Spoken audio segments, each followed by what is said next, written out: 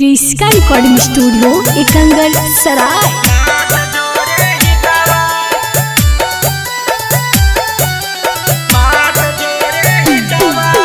DJ Kundan राज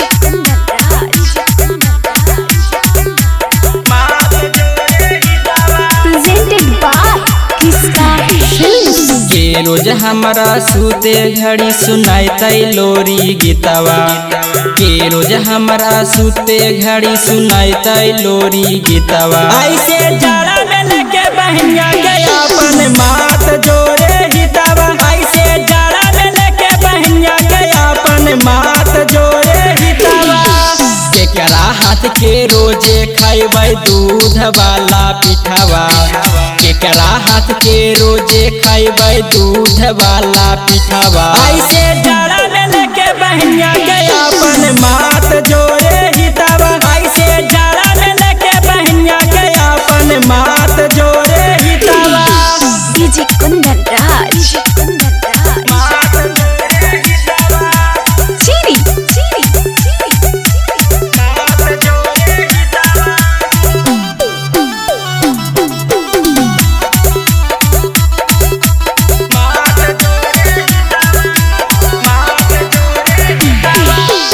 ऐसे तू हमरा संगे नहीं कर रे, मौगी के बिना हम जैबू हार रे।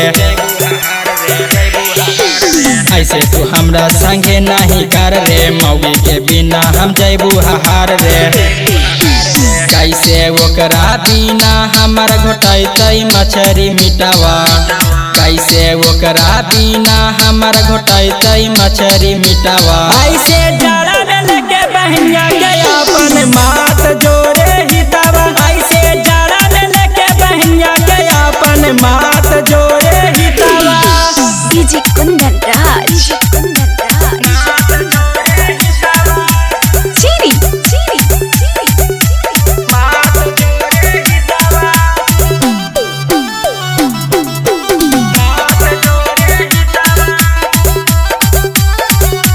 क्रिस्का रिकॉर्डिंग स्टूडियो एकंगर सराय। रंजना रोही के घर जैत लूट रे, भगना त सरवा देव तोरा कूट रे। रंजना रोही के घर जैत लूट रे, भगना त सरवा देव तोरा कूट रे।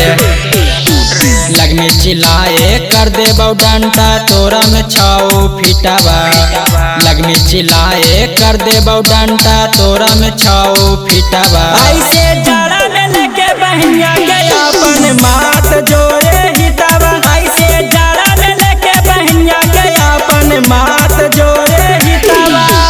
क्रिस्का रिकॉर्डिंग स्टूडियो एकंगर सराय।